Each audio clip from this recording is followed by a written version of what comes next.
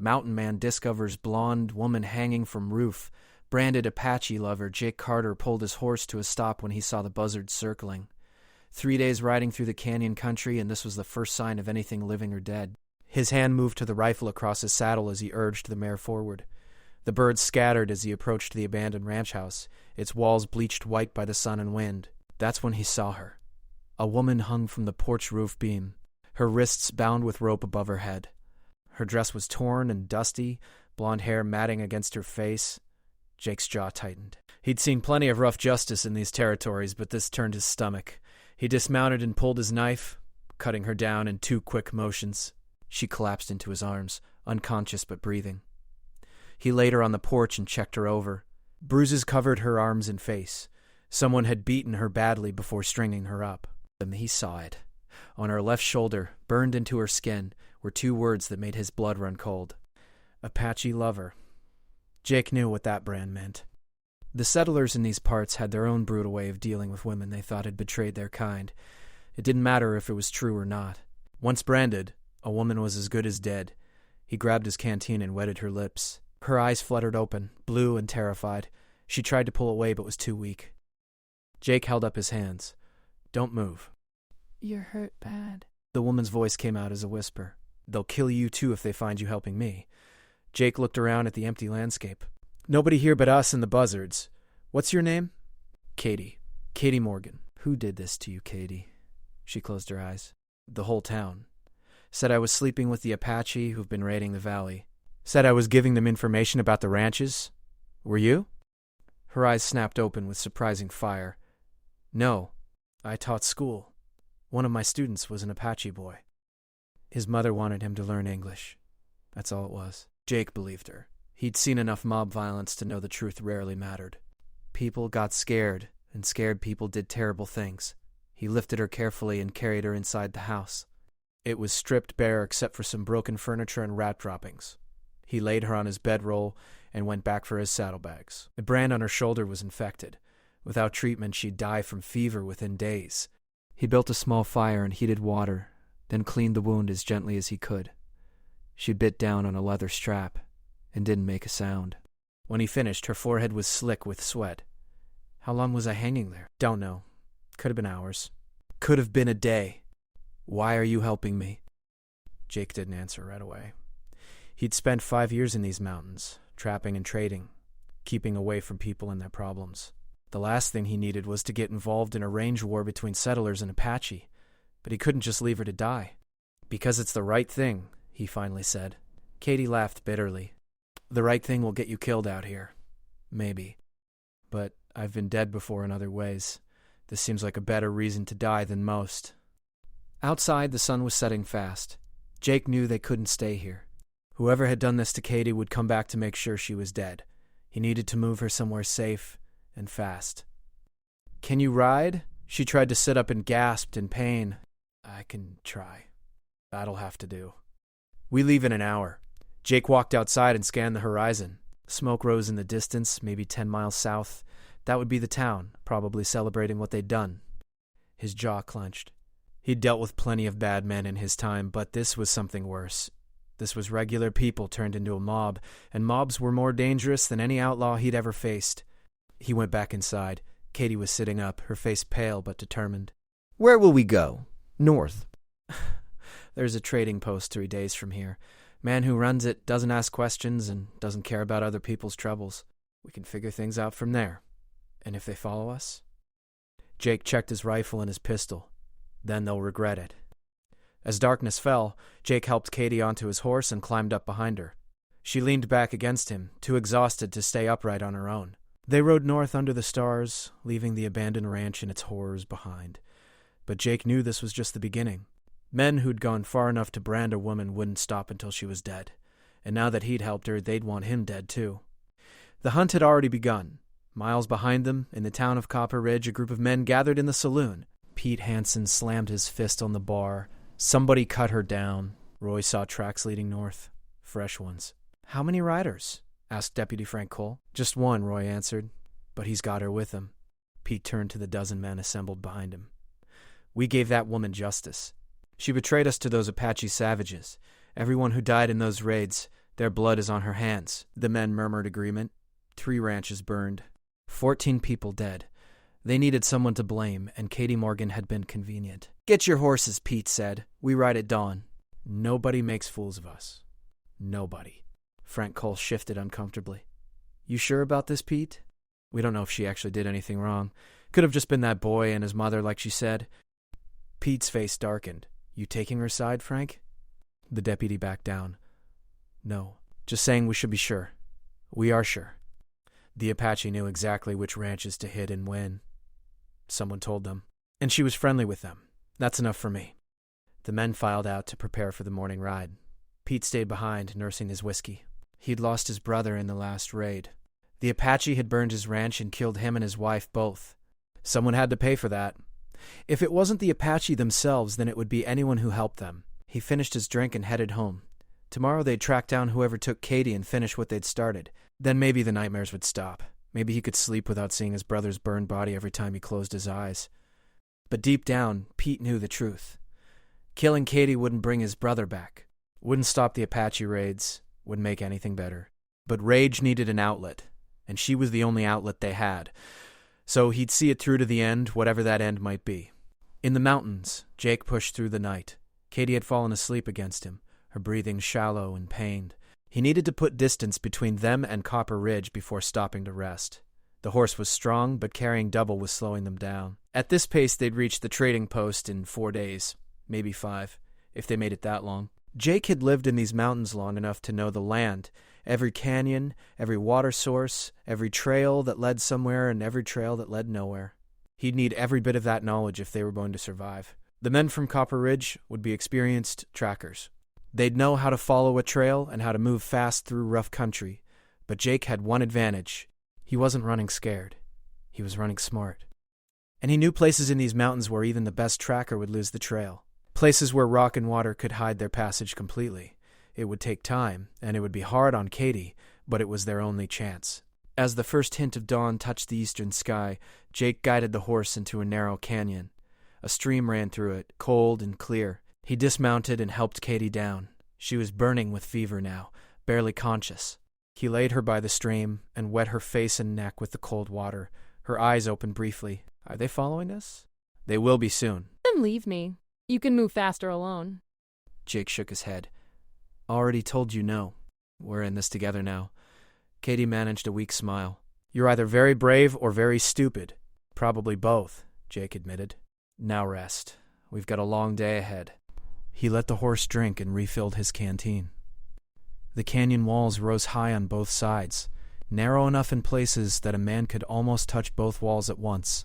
It would slow them down, but it would also make them harder to spot from a distance. They'd follow this canyon north for as long as it ran, then cut west toward the trading post. Jake looked at Katie, sleeping fitfully beside the stream. He'd saved her life yesterday, but keeping her alive would be the real challenge. She needed real medicine, a doctor, time to heal, all things they didn't have. All he could offer was his knowledge of the land and his determination to see this through. It would have to be enough.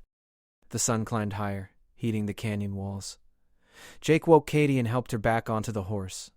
They moved slowly through the narrow passage, the horse's hooves splashing in the shallow stream. Every mile they covered was a small victory. Every hour they stayed ahead of their pursuers bought them a little more time. But time was running out, and Jake knew it. The fever was getting worse. Katie's skin was hot to the touch, and she mumbled incoherently as they rode. If he didn't get her somewhere safe soon, somewhere he could properly treat her wound, she wouldn't survive the week. The canyon began to widen. Jake urged the horse faster. They had maybe half a day's lead on the men from Copper Ridge. Maybe less if they'd started early. He needed to find a place to hide, somewhere defensible where he could make a stand if it came to that. Up ahead, the canyon split in 3 directions. Jake pulled the horse to a stop and considered his options. Left would take them deeper into the mountains but toward Apache territory. Center would keep them on course for the trading post, but was the obvious choice.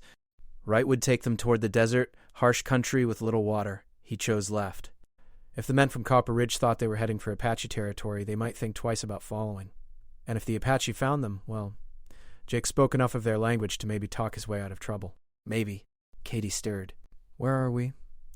About halfway to nowhere, Jake said. How you feeling? Like I've been branded and hung from a roof. Jake appreciated the dark humor. At least she still had fight in her. That's a good sign. Means you're not dead yet. Give it time, she said weakly. They rode on through the afternoon, climbing higher into the mountains.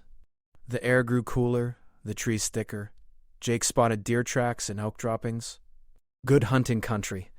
If they had time to stop, he could bring down fresh meat, build up Katie's strength. But stopping meant risking capture, and that was a risk he couldn't take. As evening approached, Jake found what he was looking for. A small cave, barely visible behind a stand of pine trees, its entrance hidden by brush. He helped Katie inside and made her comfortable on his bedroll. Then he covered their tracks outside and set about making camp. No fire tonight. Too risky. He gave Katie dried meat and water, checked her wound. The infection was spreading. Red lines ran from the brand up toward her neck. He'd seen infection like this before. In another day, maybe two, the fever would take over completely. After that, nothing he could do would save her. Jake, Katie said quietly, if I don't make it, you need to know something. You'll make it. Listen, please. He sat down beside her. There was a map, she continued. The Apache boy's mother drew it for me. Showed where their camp was, where they'd been forced to move after the army pushed them out of their lands. I kept it hidden, never showed anyone, but someone found it in my things. That's why they thought I was helping them raid. Were you? No, she was just showing me where her people lived. She wanted me to understand that they weren't savages, that they were just trying to survive, same as everyone else. Where's the map now? They burned it. Burned my house, too. Everything I owned. Jake nodded. He'd figured as much. The people of Copper Ridge had done a thorough job of destroying Katie's life, all because of fear and misunderstanding, wrapped up in grief and rage over the Apache raids. Get some sleep, he said. Tomorrow we keep moving. But Katie was already asleep, her breathing ragged and uneven. Jake sat at the cave entrance, rifle across his knees, and watched the darkness settle over the mountains. Somewhere out there, men were coming to kill them both. Men who thought they were doing the right thing. Men who'd convinced themselves that murder was justice. Jake had left civilization 5 years ago to get away from that kind of thinking. Thought he could live alone in the mountains and never have to deal with human ugliness again. But here it was, following him even into the wilderness. There was no escaping it, not really. He checked his ammunition. 20 rounds for the rifle, 12 for his pistol. Not enough if it came to a real fight. He'd have to be smart, use the terrain to his advantage, make every shot count. The night passed slowly. Jake dozed in short intervals, never fully sleeping, always listening. Around midnight, he heard something. Voices carried on the wind, distant but distinct. They were closer than he'd thought. Much closer. He woke Katie. We need to move. Now. She tried to stand and collapsed. Jake caught her and lifted her in his arms. She weighed almost nothing. The fever had burned through her strength. He carried her to the horse and secured her in the saddle, then climbed up behind her. They rode through the darkness, Jake trusting the horse to find safe footing. Behind them, he heard more voices. Saw the flicker of torches. The men from Copper Ridge had caught up faster than expected. They must have ridden through the night, pushing their horses hard. Jake guided his horse off the trail and into thick forest. Branches whipped at his face and arms. Katie moaned softly but didn't wake. The horse stumbled on a root but kept going. Behind them, the voices grew louder. Someone shouted, I see tracks. Fresh ones. They're close. Jake cursed under his breath. He'd hoped the darkness would hide their trail, but these men were better than he'd given them credit for. He pushed the horse harder, urging it through the trees. They broke into a clearing, and moonlight flooded the open space. There! Another shout. I see them. A rifle cracked. The bullet hit a tree to Jake's left. He leaned low over Katie and kicked the horse into a run. More shots followed. One grazed the horse's flank, and the animal screamed but kept running. They plunged back into the forest on the far side of the clearing. Jake could hear horses behind them now. At least 6, maybe more. Too many to fight. His only option was to keep running and hope he could lose them in the darkness. But Katie was dying in his arms, and the horse was wounded and tiring fast. He made a decision. Up ahead was a cliff face he knew well. A trail ran along its edge, narrow and dangerous even in daylight. In darkness, it was nearly suicidal. But it was their only chance. Jake turned the horse toward the cliff. The animal balked, sensing danger, but Jake forced it forward. They reached the trail, and the horses' hooves scraped on stone. To their left was solid rock. To their right was a drop of 200 feet into darkness. The voices behind them grew uncertain.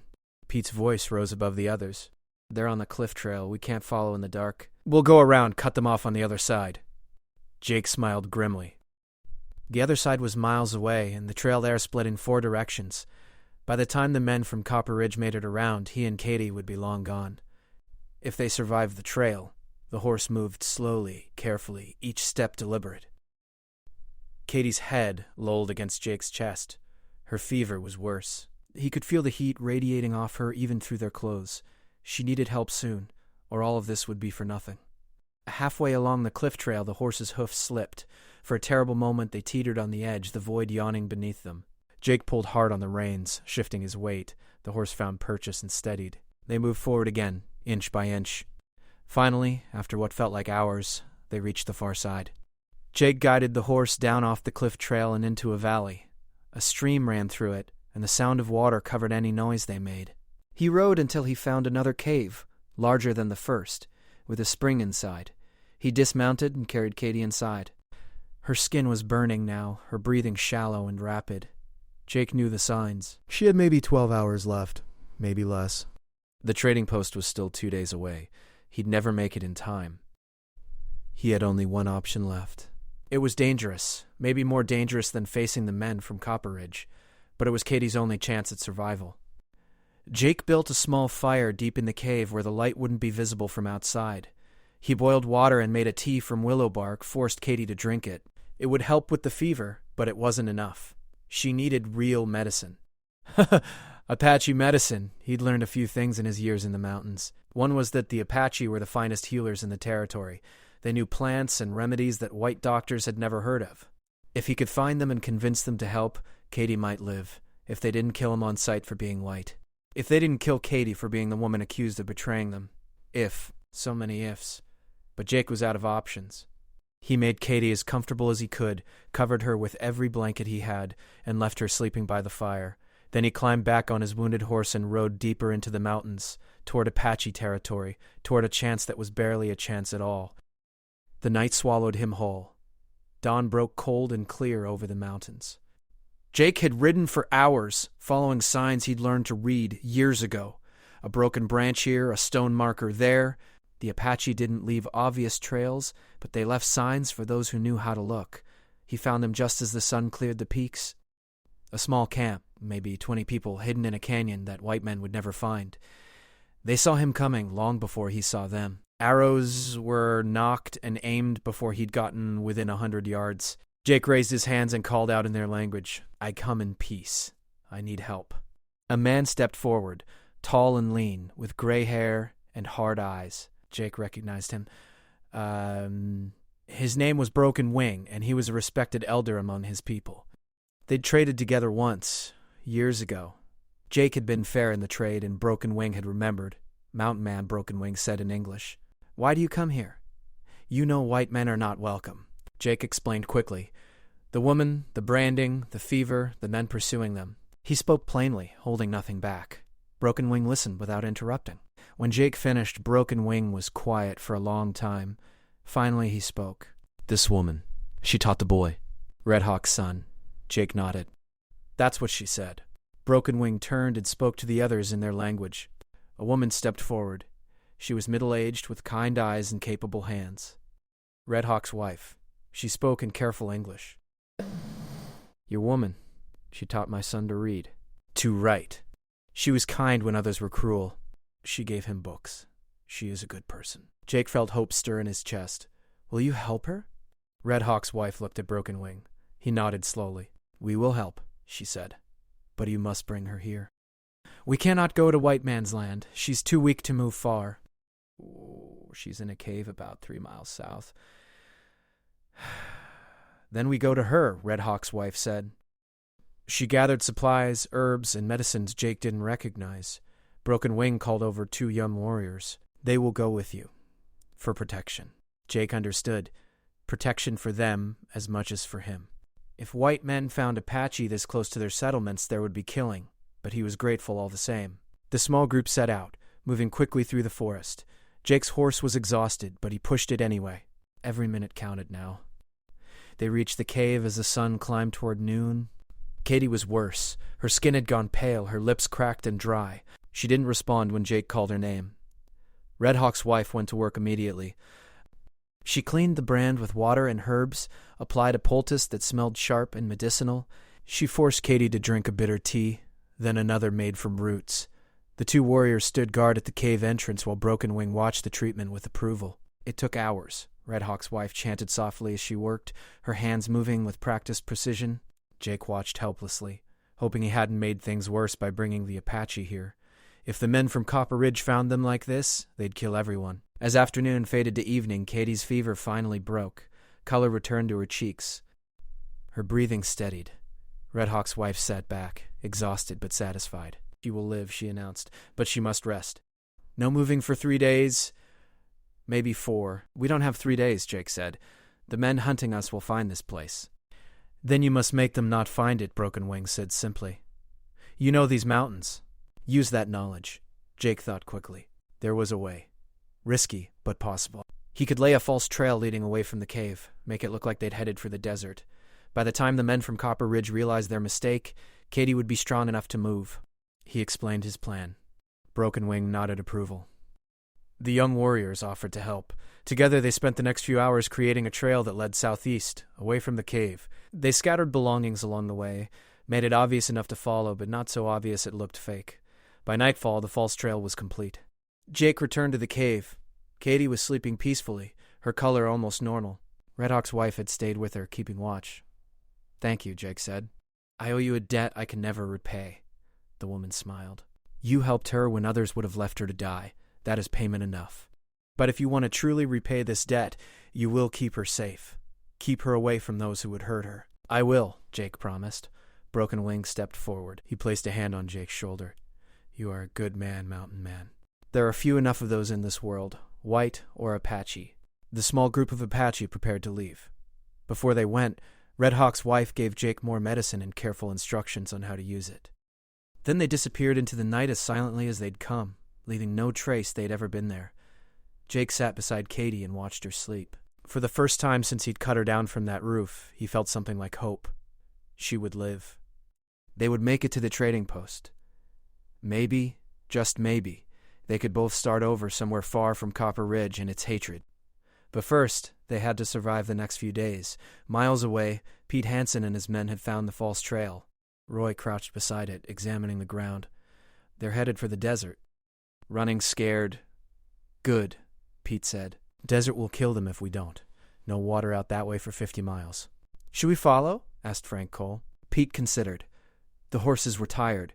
His men were tired, but the rage that had driven them this far hadn't diminished. We follow. But we rest here tonight. Start fresh in the morning. The men made camp. Pete sat apart from them, staring into the fire. His brother's face haunted him, burned and dead. Someone had to pay. Katie Morgan had to pay. And now this stranger who'd helped her, he'd pay too.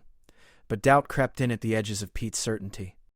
What if they were wrong? What if Katie really had just been teaching that Apache boy? What if she'd never helped with the raids at all? Pete pushed the thoughts away. Too late for doubts now. They'd branded her, tried to kill her. If they stopped now, they'd have to face what they'd done. Easier to see it through. Easier to believe their own story.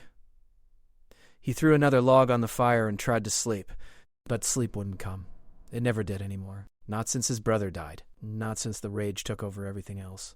In the cave, Katie woke. Her eyes were clear for the first time in days. Jake, she said, right here. She looked around the cave, taking in the supplies, the medicine. Jake told her everything. The Apache, Red Hawk's wife, the healing, the false trail. Katie listened, tears running down her face. They saved me, she whispered. The people everyone says I betrayed. They saved my life. You saved their son first, Jake said. Taught him. Treated him like a person when others didn't. That meant something to them. Katie was quiet for a long time. Then she spoke. I can't go back, can I? To any town. To any normal life. They'll always see that brand. Always think the worst. No, Jake agreed. You can't go back. Then what do I do? You come with me. To the trading post first. Then maybe farther north. Canada, maybe. Or west to California, somewhere you can start fresh. Katie looked at him. Why are you doing this? You don't even know me. Jake thought about that. He'd asked himself the same question a dozen times over the past few days. The honest answer was complicated. Partly it was doing the right thing, partly it was loneliness after 5 years alone in the mountains. Partly it was seeing someone as lost as he'd once been and wanting to help. Because everyone deserves a second chance, he finally said. I got mine 5 years ago when I came to these mountains. Now you're getting yours. Katie reached out and took his hand. Thank you, she said simply.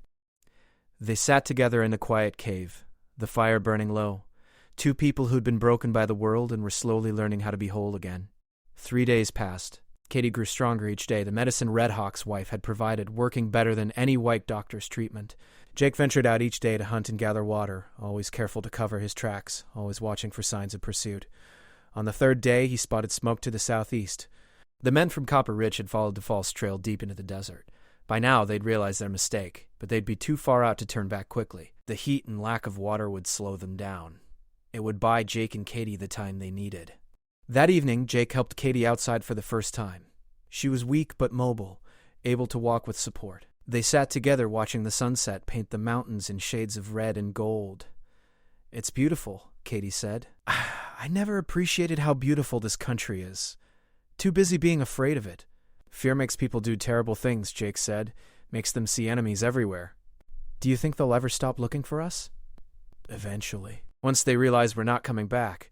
Once they find someone else to blame for their troubles. That's a sad thought. It is, Jake agreed, but it's also the truth. They sat in silence as darkness fell.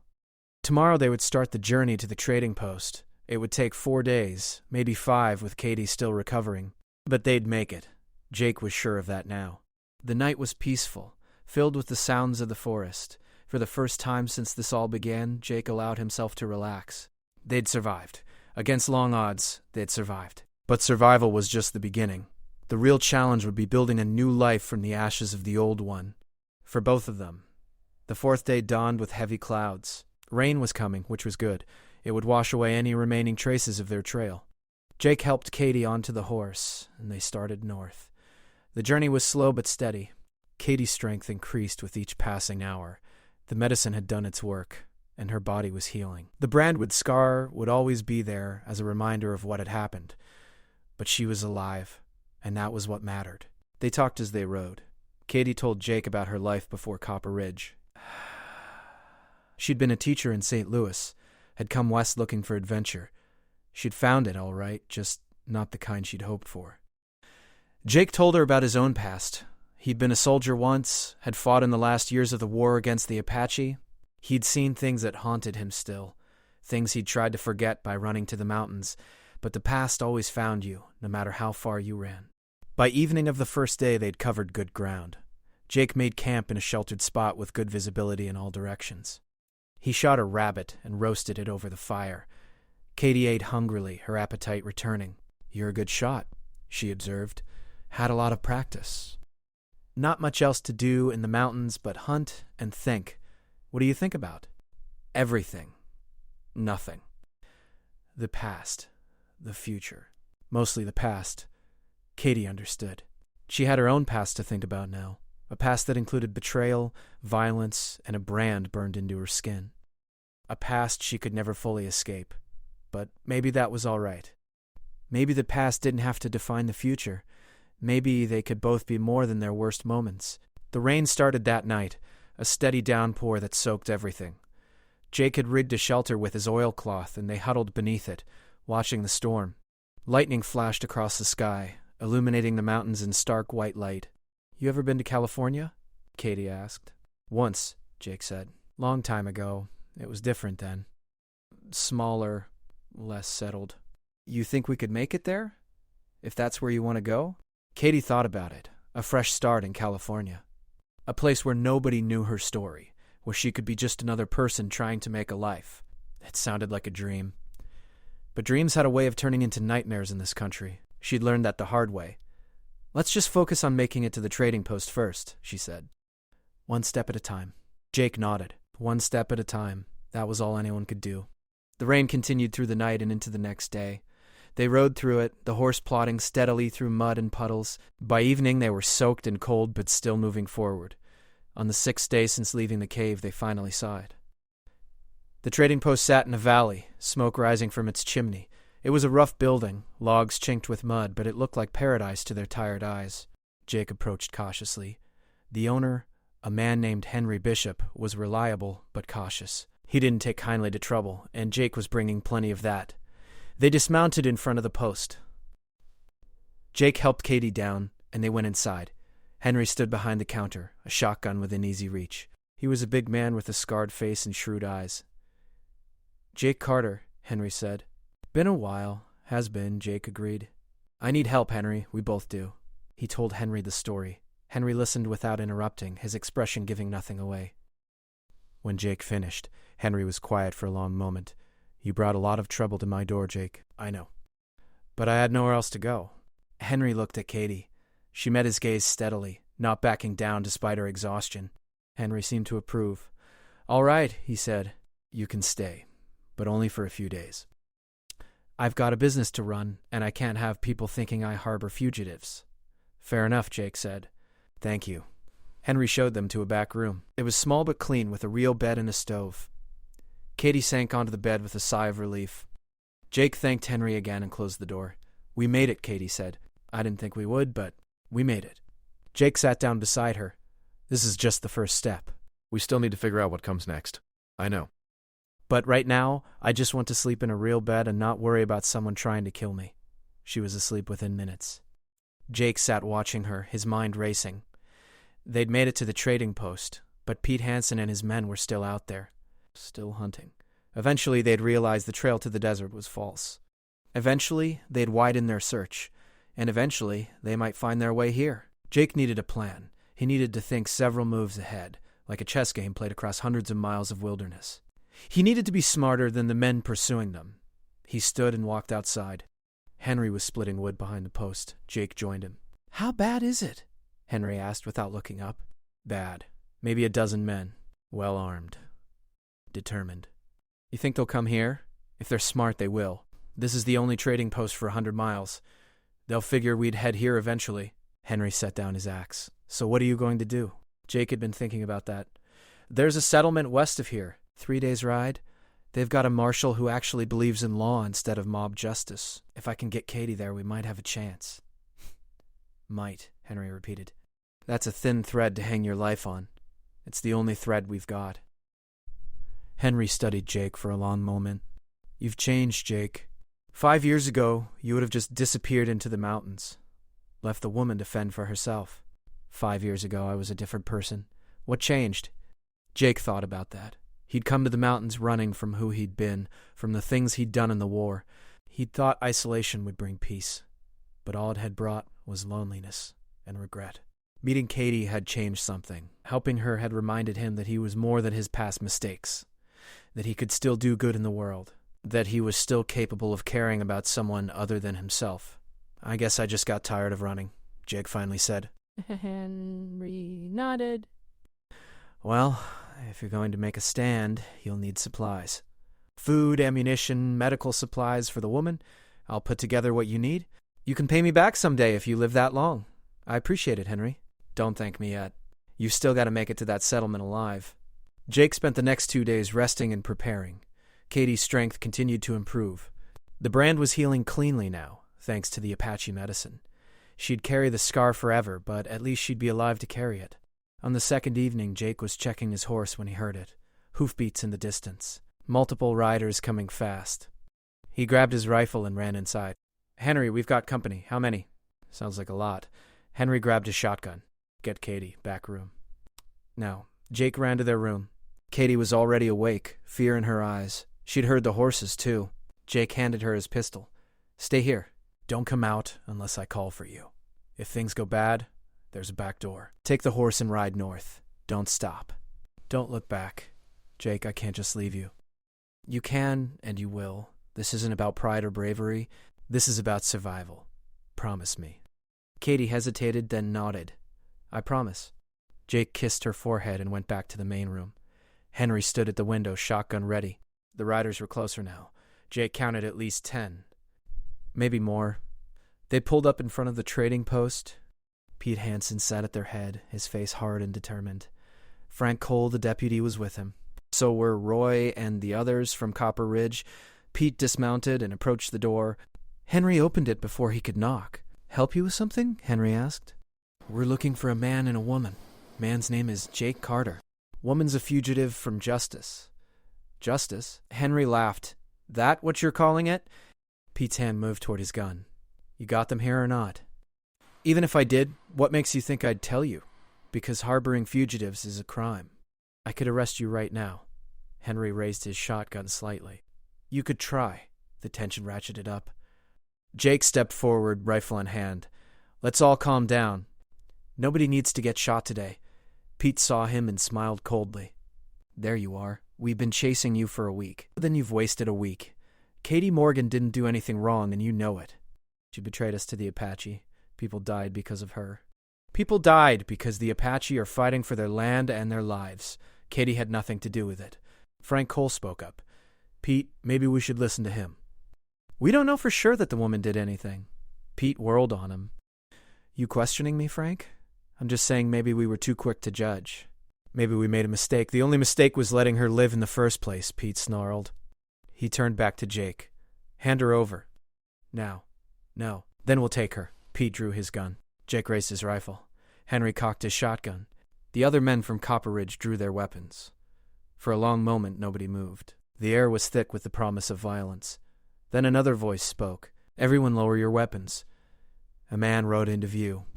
He wore a marshal's badge and carried himself with quiet authority. Behind him rode 4 deputies, all armed and alert. Pete turned, surprise on his face. "Marshal Davis? What are you doing here?"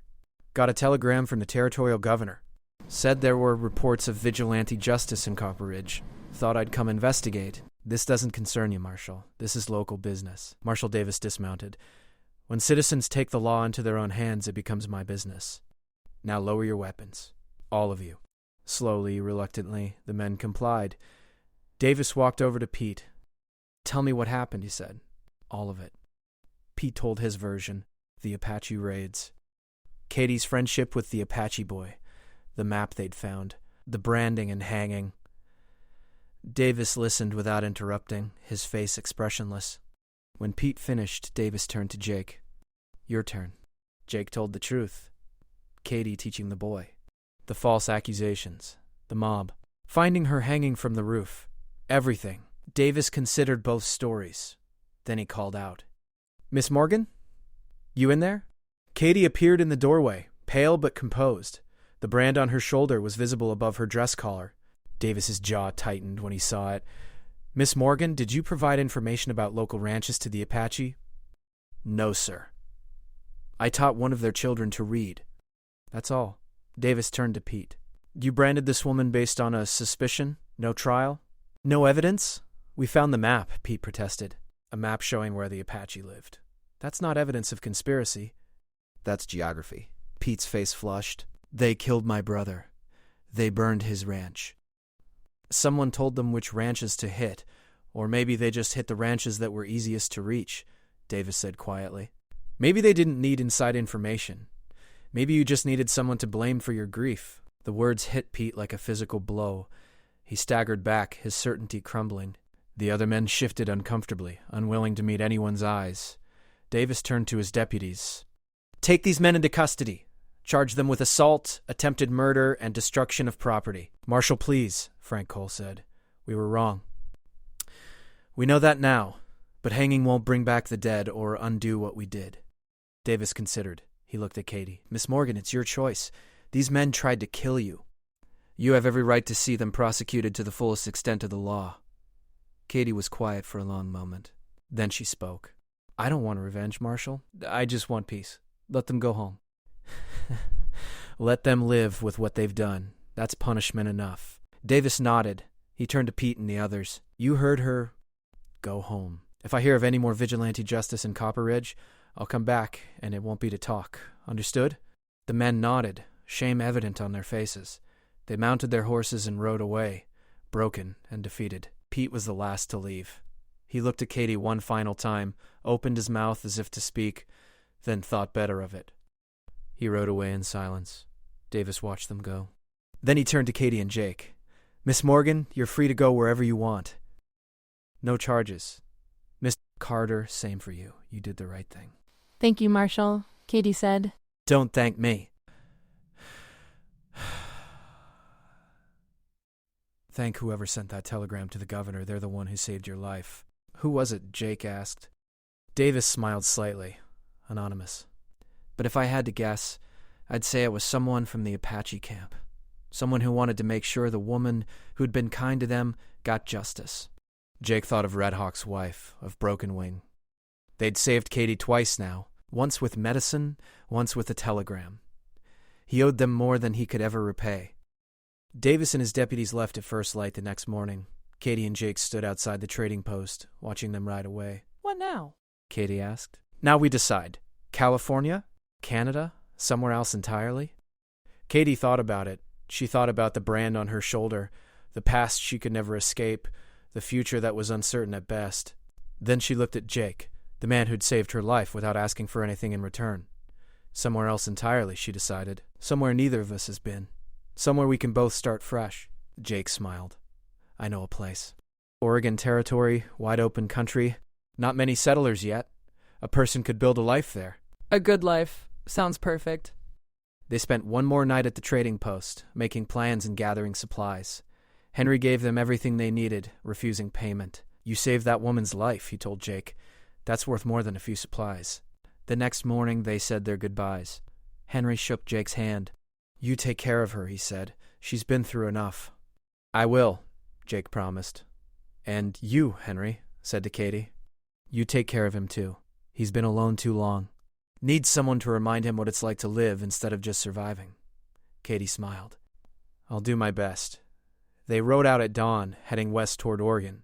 The mountains rose around them, vast and beautiful and full of possibility. Behind them was pain and fear and hatred. Ahead was uncertainty, but also hope. Katie turned to look back one last time at the trading post, at the mountains where she'd nearly died. Then she faced forward, toward the future. You ready for this? Jake asked. Ready as I'll ever be. They rode on together, two survivors learning how to live again, heading toward a horizon that promised nothing but offered everything. The past would always be there, branded into Katie's skin, burned into Jake's memory. But the future belonged to them, unwritten and full of promise. In Copper Ridge, Pete Hansen sat in his burned brother's house, surrounded by ashes and memories. The other men had gone home to their families, to their shame and their regrets. But Pete had nowhere to go, no family left. Nothing but rage that had consumed everything good in his life. He thought about Katie Morgan, about her face when she'd told the marshal she didn't want revenge. He thought about his brother, about the fires and the deaths. He thought about how he'd convinced himself that branding and hanging a woman was justice. And for the first time since his brother died, Pete Hansen wept. Not for his brother, not for the others who died in the Apache raids, but for himself, for what he'd become, for the monster that grief had made him. Outside, the sun rose over Copper Ridge, indifferent to human suffering, indifferent to human redemption. Life went on, as it always did, carrying the broken and the whole forward into an uncertain future. In the mountains, Red Hawk's wife prepared medicine for her son, who'd fallen ill with fever. She worked carefully, measuring herbs and roots, chanting the old songs. Her husband watched from the entrance to their shelter. The woman lived, he said, the one who taught our son. Red Hawk's wife nodded. She was worth saving. The white men who hunted her, they learned that justice and revenge are different things. Maybe they will remember that lesson, maybe not. Red Hawk considered this. You sent the message to the white chief. It was not a question. Red Hawk's wife had traveled many miles to the nearest army fort, had convinced a sympathetic officer to send a telegram to the territorial governor. She'd risked her life to save Katie's. She was kind to her son, Red Hawk's wife said simply. In a world full of cruelty, kindness must be repaid, even to white people? Especially to white people. If we repay kindness with kindness, maybe someday there will be peace. Red Hawk didn't argue. He'd seen too much war, too much death. If his wife believed kindness could change the world, he wouldn't take that hope away from her. Hope was all any of them had left. Far to the west, Katie and Jake made camp beside a river. The water ran clear and cold, and fish jumped in the evening light. Jake caught 2 trout and cooked them over the fire. They ate in comfortable silence, watching the stars emerge overhead. "Tomorrow we'll reach the Oregon border," Jake said. "Another week after that we'll find a good spot to settle. What will we do there? Build a house. Plant crops? Live quiet lives. Maybe open a school. You were a teacher once." Katie smiled at the thought. A school in Oregon? Teaching children who didn't care about her past, who only wanted to learn. It sounded like a dream. And you? She asked. What will you do? Jake thought about it. For 5 years he'd lived alone, running from his past. Now he had a chance at something different. Something better. "Whatever needs doing," he said. "Build fences, hunt, help our neighbors. Be a partner instead of a hermit." "Our neighbors," Katie repeated. "I like the sound of that." They sat together as the fire burned low, planning their future. Two people who'd found each other in the worst of circumstances and decided to build something good from the ashes of their past. The journey west took 2 weeks. They traveled slowly, in no rush now that the danger had passed. They followed rivers and game trails, camped under stars and in the shelter of ancient trees. They talked about everything and nothing, learning each other's stories, building the foundation of something that might someday be love. They reached Oregon in early autumn. The land was rich and green, with forests that stretched to the horizon and mountains that touched the sky.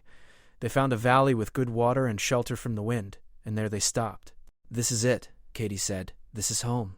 They spent the winter building a cabin, planting their first crops, making friends with the few other settlers in the area. It was hard work, but it was good work. Work that built something instead of destroying it. Katie started teaching the settler children. Just a few at first, but word spread. By spring, she had a dozen students in a small schoolhouse Jake helped build. She taught reading and writing and arithmetic, but also kindness and understanding. She taught her students that different didn't mean enemy, that fear and ignorance were the real dangers in the world. Jake found work as a guide and hunter, using his knowledge of the wilderness to help new settlers find their way. He became respected in the community, known as a fair man who kept his word. The nightmares from the war came less frequently. The loneliness that had driven him to the mountains faded away. One evening, nearly a year after they'd arrived in Oregon, Jake came home to find Katie sitting on the porch watching the sunset. He sat beside her. "What are you thinking about?" "Everything," she said. "How different my life is now. How close I came to dying. How you saved me." "We saved each other," Jake corrected. Katie leaned against him. The brand on her shoulder had healed into a scar, still visible but no longer painful. She'd thought about getting it covered or removed, but in the end she decided to keep it. A reminder of what she'd survived. A reminder that she was stronger than she'd known. "Do you ever think about going back?" To the mountains? "To the trading post?" "Sometimes," Jake admitted. "But then I look around at what we've built here and I realize I don't need to go back. Everything I need is right here." Katie smiled. "Good answer." They sat together as the sun sank below the horizon, painting the sky in shades of gold and red. Somewhere far away, in a town called Copper Ridge, men were living with their shame. In the mountains, the Apache were fighting for survival. At a trading post, Henry Bishop was conducting business with his usual practical efficiency. But here, in this valley in Oregon, two people who'd been broken by the world had found a way to be whole again. They'd built a life from nothing, created hope from despair, found love in the ashes of hatred. It wasn't perfect. There were still hard days, still moments when the past came rushing back. But they faced those moments together, and that made all the difference. As darkness fell, Jake and Katie went inside their cabin. Tomorrow would bring new challenges, new work, new opportunities. But tonight, they had each other, and that was enough. Outside, the stars emerged one by one, ancient lights in an ancient sky, witnesses to all human struggle and triumph. The world turned, indifferent to the small dramas of individual lives, but for Jake Carter and Katie Morgan, their small drama was everything. It was their story, their redemption, their second chance, and they were going to make the most of it.